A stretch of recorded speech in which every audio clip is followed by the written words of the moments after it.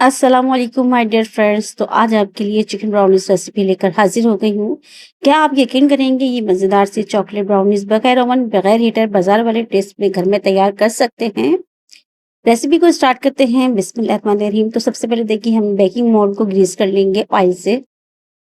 अच्छे से ग्रीसिंग करने के बाद इसमें हमने मोल्ड के बराबर का जो है बटर पेपर ले लेंगे, लगा देंगे।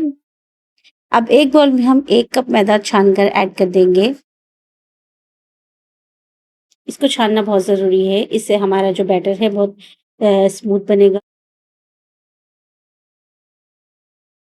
1/3 कप हम इसमें कोको पाउडर ऐड कर देंगे, 1 टीस्पून भर के बेकिंग पाउडर, 1 चुटकी हमने बेकिंग सोडा ऐड कर देना है, इसको भी छान लेंगे।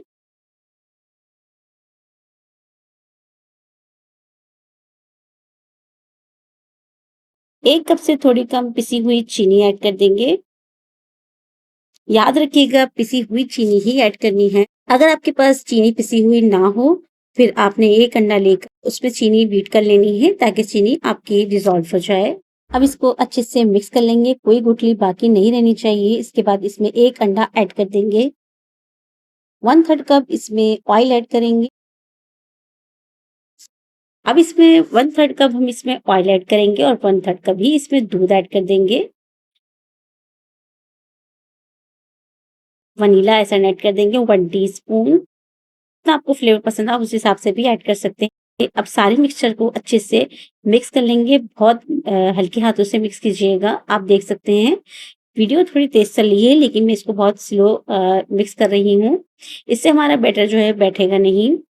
मुझे थोड़ा लिक्विड ज़्यादा हार्ड लग रहा था। आपको तब जब भी आपको महसूस हो आपका जो बैटर है वो बहुत ज़्यादा हार्ड हो रहा है, तो आप परेशान नहीं हो, इसमें दूध ऐड कर दीजिएगा। आपका जो बैटर है बिल्कुल स्मूथ सा होना चाहिए, जितना स्मूथ बनेगा इतना ही सॉफ्ट और नरम बनेगा। अब यहाँ पे देखिए मैं आपको करीब से दिखा देती हूँ कितना स्मूथ है। इस तरह रिबन की तरह इसको गिरना चाहिए, तो ही आपका बैटर इस टाइम पे इनफ है।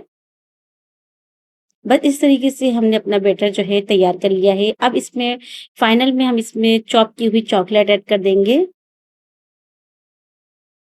चॉकलेट आप कम ज़्यादा कर सकते हैं जितनी आपको ब्राउनीज़ में पसंद हो। जो मोल्ड हमने तैयार करके रखा था इसमें ये सारा बैटर ऐड कर देंगे।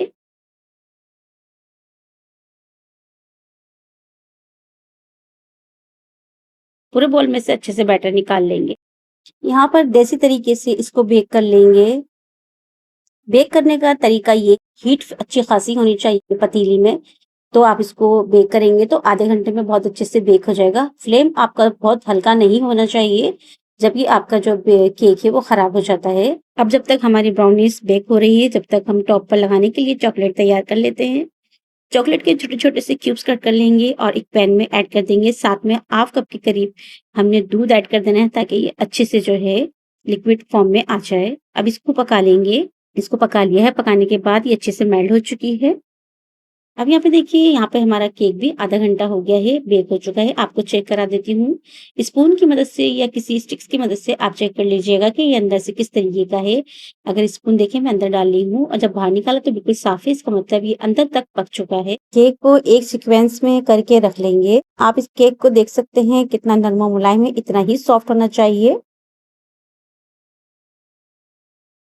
अब यहाँ पे जो है हम इसको जो हमने चॉकलेट तैयार करी थी ऊपर से ऐड कर देंगे टॉप पे। इसे और इस तरीके से ऐड करेंगे। बटर पेपर जो मैंने पहले नहीं निकाला था वो इसका मतलब यही था कि साइडों में जब हमारी चॉकलेट गिरेगी तो हम बटर पेपर से इसको कवर करेंगे। अब इसकी कटिंग कर लेंगे। अब इसको हमने ब्राउनिश शेप में कट कर लेना है। तो लीजिए बहुत ही ज़बरदस्त सी हमारी ब्राउनीज़ बन के रेडी हो चुकी है। ये बहुत ही ज़बरदस्त सी ज़ायके के साथ है।